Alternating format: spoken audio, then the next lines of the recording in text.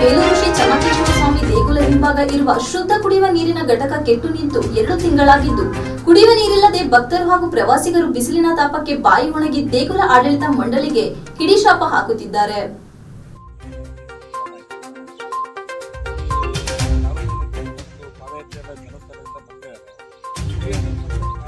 ವಿಶ್ವವಿಖ್ಯಾತ ಬೇಲೂರು ಶ್ರೀ ಚೆನ್ನಕೇಶವ ಸ್ವಾಮಿ ದೇಗುಲ ಹಿಂಭಾಗ ಇರುವ ಶುದ್ಧ ಕುಡಿಯುವ ನೀರಿನ ಘಟಕ ಕೆಟ್ಟು ನಿಂತು 2 ತಿಂಗಳಾಗಿದ್ದು ಕುಡಿಯುವ ನೀರಿಲ್ಲದೆ ಭಕ್ತರು ಹಾಗೂ ಪ್ರವಾಸಿಗರು ಬಿಸಿಲಿನ ತಾಪಕ್ಕೆ ಬಾಯಿ ಒಣಗಿ ದೇಗುಲ ಆಡಳಿತ ಮಂಡಳಿಗೆ ಹಿಡಿಶಾಪ ಹಾಕುತ್ತಿದ್ದಾರೆ. ಭಕ್ತರಿಗೆ ಹಾಗೂ ಪ್ರವಾಸಿಗರಿಗೆ ಅನುಕೂಲವಾಗಲೆಂದೇ ಲಕ್ಷಾಂತರ ರು ವೆಚ್ಚದಲ್ಲಿ ಶುದ್ಧ ಕುಡಿಯುವ ನೀರಿನ ಘಟಕವನ್ನ 1 ವರ್ಷದ ಹಿಂದೆ ಪ್ರಾರಂಭಿಸಲಾಗಿತ್ತು. ದೇಗುಲ ವೀಕ್ಷಣೆಗೆ ಬರುವ ಪ್ರವಾಸಿಗರು ಕುಡಿಯಲು ಹಾಗೂ ಅಡಿಕೆ ತಯಾರಿಕೆ ಮಾಡಲು ಶುದ್ಧ ಕುಡಿಯುವ ನೀರಿನ ಘಟಕ ಉಪಯುಕ್ತವಾಗುತ್ತಿತ್ತು.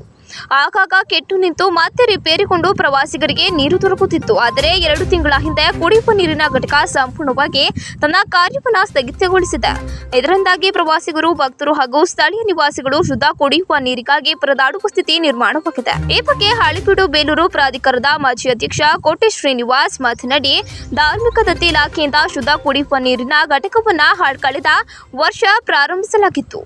ಆದರೆ ಸೂಕ್ತ ನಿರ್ವಹಣೆ ಇಲ್ಲದೆ ಕೆಟ್ಟು ನಿಂತಿದೆ. ಯಾವುದೇ ಕೆಲಸವನ್ನ ಮಾಡಬೇಕಾದ್ರೆ ಪರಿಪೂರ್ಣತೆ ಇರಬೇಕು. ಆದರೆ ಇಲ್ಲಿ ಎಲ್ಲವೂ ಅಪೂರ್ಣವಾಗಿದೆ. ಹೆಸರಿಗಷ್ಟೇ ಬೇಲೂರು ವಿಶ್ವವಿಖ್ಯಾತವಾಗಿದ್ರೂ ಮೂಲಭೂತ ಸೌಲಭ್ಯಗಳಿಲ್ಲದೆ ಕುಖ್ಯಾತಿಗೆ ತುತ್ತಾಗುತ್ತಿದೆ.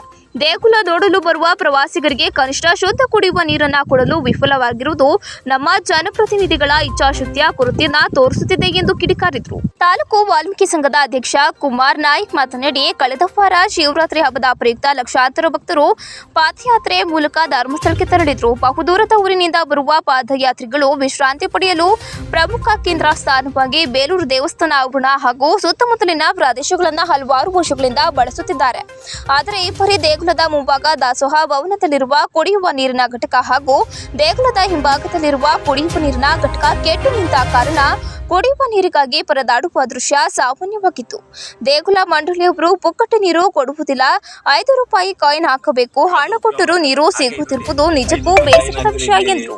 20 ಲೀಟರ್ ನೀರು ಬರುತ್ತೆ, ಮೇಲ್ಗಡೆ ಜನಗಳಿಗೆ ಉಪಯೋಗ ಆಗಲಿ ಅಂತ 1 ಲೀಟರ್ 2 ಲೀಟರ್ ಹಾಗೆ ಫ್ರೀ ಬಿಟ್ಟಿದ್ರು. ಆದ್ರೆ ಕೆಲವರು ನಮ್ಮ ಊರಿನವರೇ ಕೆಲವರು ಆ 1 ಲೀಟರ್ನು ತುಂಬಿಸ್ಕೊಂಡು 20 ಲೀಟರ್ ಈ ರೀತಿ ಒಂದು ಊರು ಮನೆಯವ್ರಿಗೂ ಅದ್ರ ಬಗ್ಗೆ ಜವಾಬ್ದಾರಿ ಬೇಕು. ಆದ್ರೆ ಈ ಇಲಾಖೆದು ಮಾಡಿದಾಗಿಂದನೂ ಇದು ಸರಿಯಾಗಿ ನಿರ್ವಹಣೆ ಆಗ್ತಾ ಇಲ್ಲ. ಈ ರೀತಿ ಮಾಡಿ ಜನಗಳದ್ದು, ಅದು ದೇವಸ್ಥಾನದ ದುಡ್ಡು ಜನಗಳ ದುಡ್ಡು ಈ ರೀತಿ ಪೋಲ್ ಮಾಡೋದು ಒಳ್ಳೇದಲ್ಲ. ದಯಮಾಡಿ ಇಲಾಖೆಯವರು ಇದಕ್ಕೆ ಸಂಬಂಧಪಟ್ಟ ಕರೆಕ್ಟ್ ಆದ ಒಂದು ವ್ಯವಸ್ಥೆನ ಮಾಡಿ ಇದು ಮಾಡಬೇಕು ಅಂತ